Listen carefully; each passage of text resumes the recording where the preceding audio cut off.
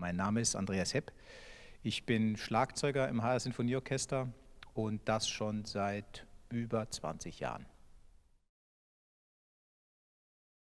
Also ich erkläre mal hier ein paar Instrumente, was das überhaupt ist. Dann kann man hier mal ein bisschen Instrumente testen und kennenlernen vor allen Dingen. Also fangen wir mal hier mit den vorderen Sachen an. Das sind Becken, aber keine normalen Becken, wie man das sonst so im Orchester kennt, wenn so zwei Becken zusammengeschlagen werden.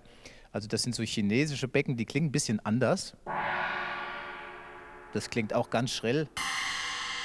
Das sind so Splashbecken. Dann haben wir hier chinesische Operngongs, die sind auch sehr interessant. Kennt man vielleicht aus diesen Opern, chinesische Opern, die benutzen das ganz viel. Das ist noch so ein Ding hier.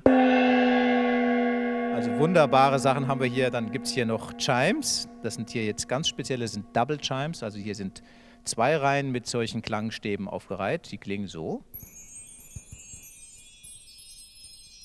Sehr weihnachtlich vielleicht. Gibt es hier auch ein bisschen normaleres Becken. Dann haben wir hier, was vielleicht jeder kennt, eine Triangel. Die mache ich jetzt mal auch so, dass es nach Triangel klingt. Haben wir einen Triangel. Dann haben wir hier noch, was vielleicht auch viele kennen, zwei Pauken. Und jetzt kommt das Instrument, wo ungefähr 99,9% sagen, dass es ein Gong ist. Aber es ist kein Gong, sondern ein Tam-Tam. Also das ist ein Tam-Tam. So klingt das. Und der Gong, jetzt haben wir den nämlich auch, der ist hier. Der hat nämlich einen richtigen Ton.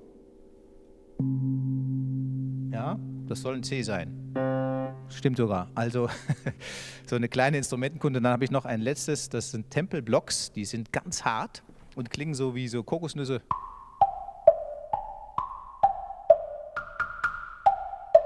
So, das war vielleicht so eine kleine Instrumentenkunde. Tonleitern auf dem Schlagzeug sind natürlich möglich, nicht auf den Trommeln, obwohl, wenn man die richtig stimmt und 12 von den Dingern hier hat, geht das natürlich auch. Es gibt Tonleitern auf dem Marimbaphon, auf dem Xylophon, was die meisten vielleicht kennen, oder das Vibraphon, Glockenspiel. Das ist so aufgebaut wie das Klavier. Und das habe ich hier neben mir, also das ist ganz normal. Das ist bei dem Glockenspiel und Xylophon genau das Gleiche. Da kann man Tonleitern spielen. Auf den Pauken geht das auch, wenn man das drauf hat.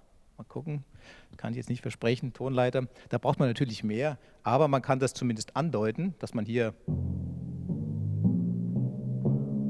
also so ähnlich, ja, aber man kann auch zu den Pauken eine Tonleiter spielen.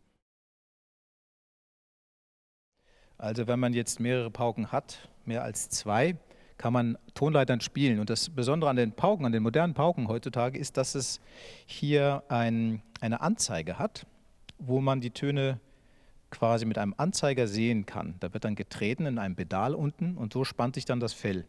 Es wird straffer gezogen und dann wieder ein bisschen weniger straff. Und so kann man eine Tonleiter spielen. Also das Fell spannt sich quasi mit dem Pedal. Das ist also sehr modern und so klingt es ungefähr.